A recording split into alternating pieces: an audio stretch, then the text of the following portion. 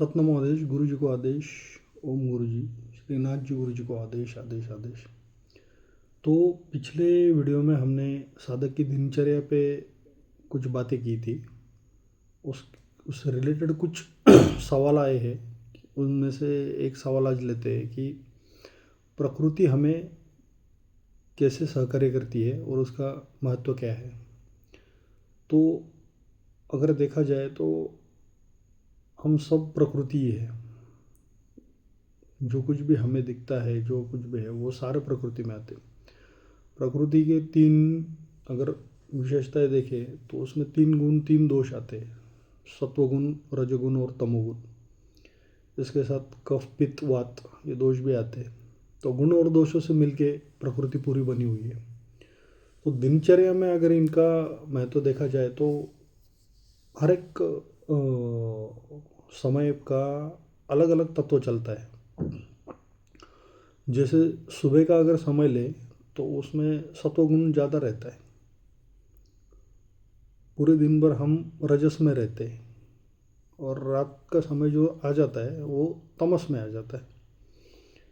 तो जैसे हम लोग सुबह का समय लेंगे तो उसमें ब्रह्म मुहूर्त का जो विशेष है, महत्व है, तो साधना के लिए वो अधिक उपयुक्त है।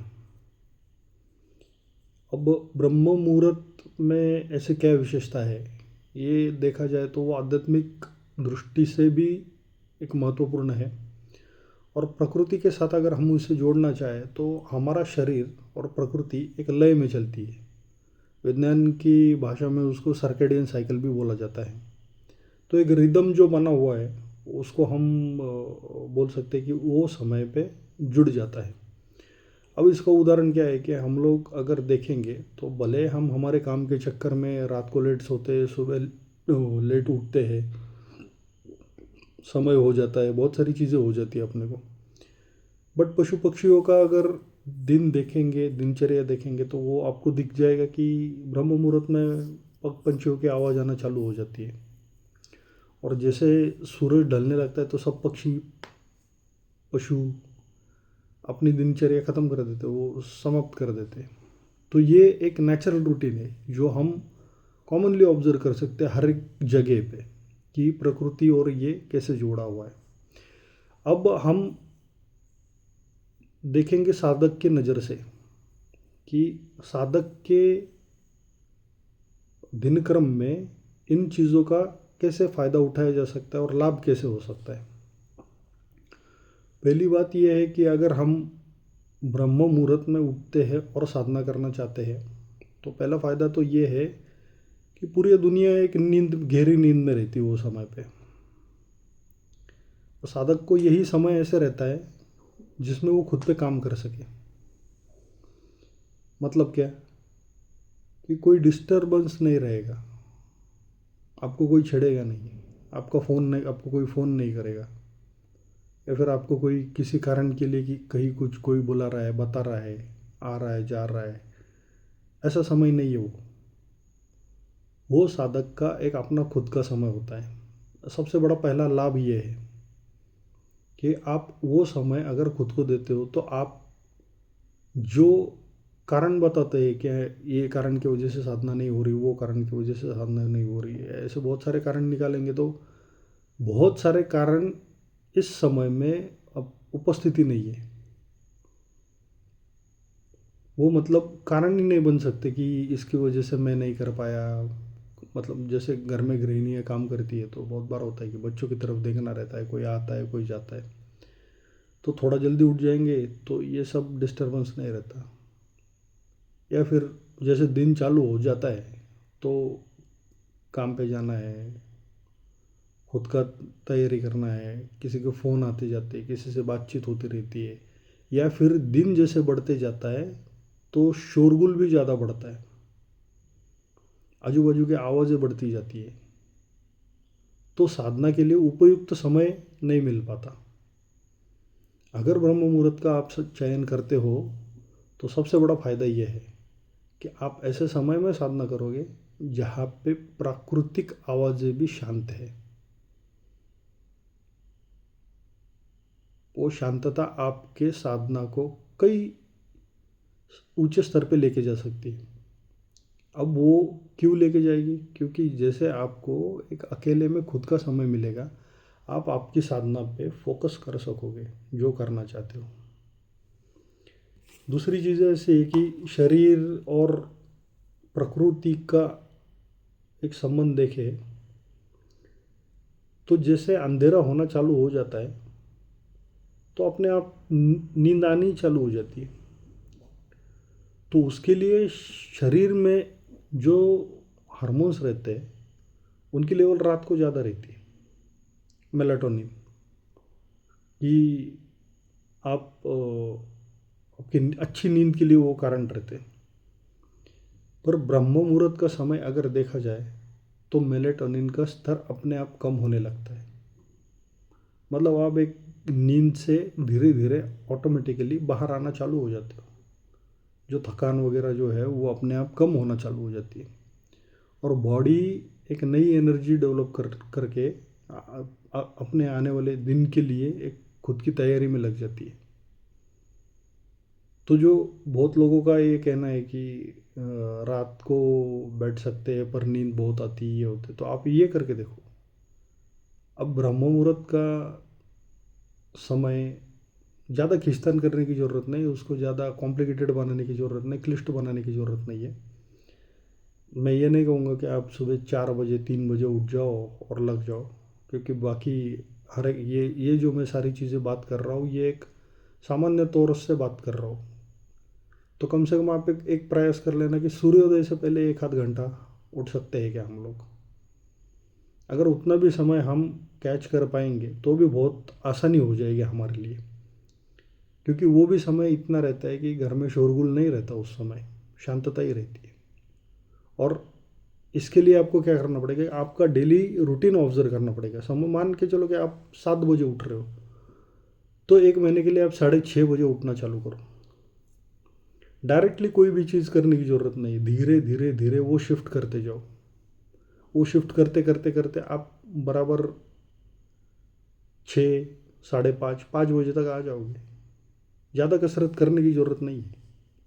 आपको बेबी स्टेप्स लेने हैं, छोटे छोटे उपाय करने हैं और उन उपायों की वजह से आपको बहुत लाभ मिलते जाएगा और आपका स्ट्रेस भी नहीं बढ़ेगा।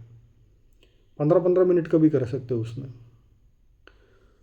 दूसरा ये रहता है कि दूसरा हार्मोन जो रहते हैं वो सेरोटोनिन करके रहता है, जो आपके एक हैप्पी हार्मोन्स में भी गिने जाते हैं, जिससे आनंद मिलता है, सुख मिलता है, मन में समाधान शांति भी होती है।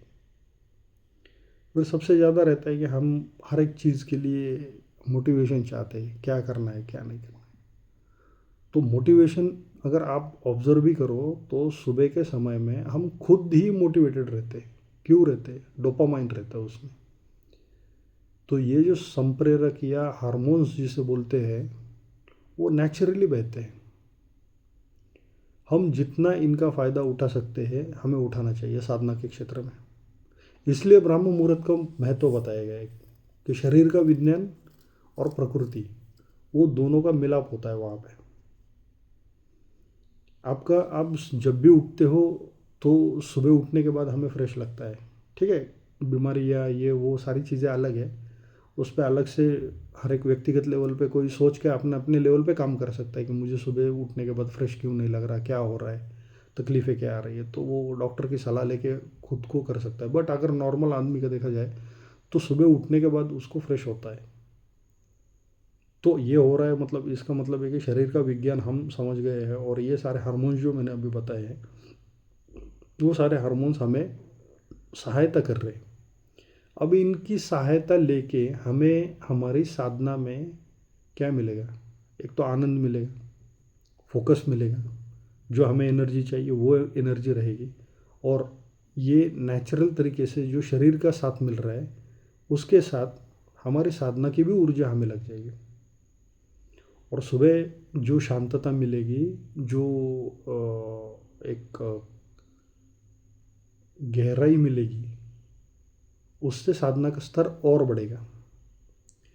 और एक इम्पॉर्टेंट चीज़ ऐसी है कि ऐसे कहा जाता है कि ब्रह्म मुहूर्त में अनेकों सिद्ध पुरुष भी अपनी अपनी साधना में रहते हैं। तो वातावरण में उनकी साधना की तरंगे भी रहती है, शुभ शक्तियों का वास भी ज़्यादा रहता है। तो आप जितना भी प्रयत्न करोगे सुबह जल्दी उठ के करने का, तो वातावरण इतना पोषक रहेगा कि आप बैठ भी जाओगे तो भी आप फ्रेश फील करोगे, आपको बहुत ही आनंद आएगा उसमें। और इसके लिए सिर्फ एक ही चीज़ करनी है कि हमें हमारा डेली शेड्यूल और रूटीन जो है वो थोड़ा सा चेंज करना पड़ेगा। और एक चीज़ ऐसी है कि हमारा जो ब्रेन है, मस्तिष्क है, वो भी मेडिटेशन के ही मोड में ऑटोमेटिकली जाता है। क्योंकि वेव्स की कंसेप्ट अगर मालूम है तो अल्फ़ा और थीटा वेव्स ये हमारे ध्यान के लिए पूरक रहती है, वो हेल्दी रहती है, मतलब उसके वजह से हम हमारे साधना के लिए वो हेल्दी है।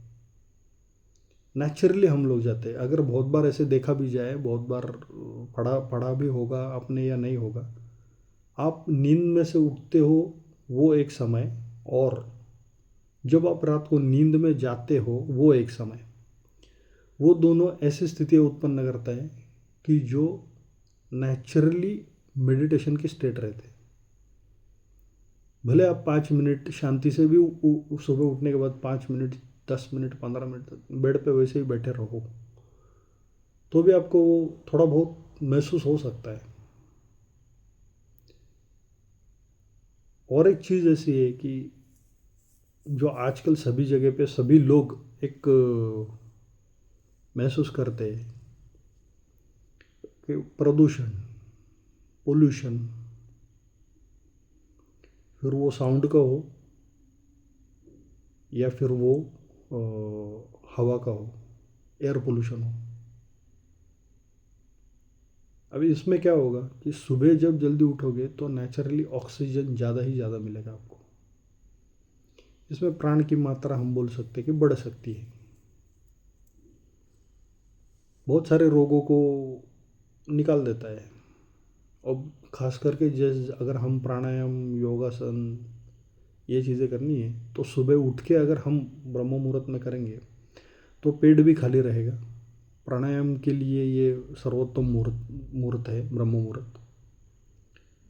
तो प्राकृतिक तरीके से देखा जाए तो प्रकृति और शरीर का विज्ञान इस तरीके से मिलाप खाता है।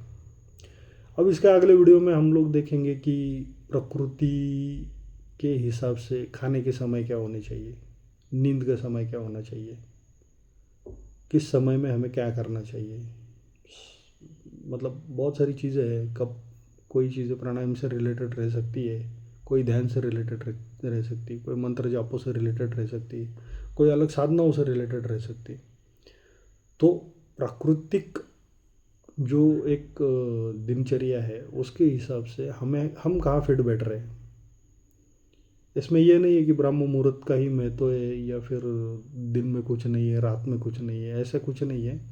ये सारी श्रृंखला जो या जिसमें हम लोग बात कर रहे हैं वो सारी चीज़ें हम हमारे डेली रूटीन के हिसाब से ढूंढेंगे। हो सकता है कोई रात 12, 1, 2 बजे घर आता होगा बेचारा, वो सुबह 7, 8, 9, 10 बजे भी उठ सकता हो, नाइट शिफ्ट वालों का। तो वो अगर ये नहीं साध पाते तो वो कुछ अलग तरीके से कर पाएंगे। पर उसमें मैं ये प्रयत्न करूँगा कि मेरी तरफ से कि मैं ज़्यादा से ज़्यादा जानकारी दूंगा कि उसमें से उन चीज़ों को आप चुन के आपका डेली रूटीन, डेली शेड्यूल में साधना को कैसे फिट बिठा सकते हैं और आपका जो एक ये प्रवास है वो अगले स्तर पे कैसे जा सकता है। तो अगले वीडियो में हम लोग ये देखेंगे। और कुछ सवाल होंगे उनके भी जवाब हम देने का ट्राई करेंगे, प्रयत्न करेंगे। सतनाम आदेश, गुरु जी को आदेश, श्रीनाथ जी गुरु जी को आदेश।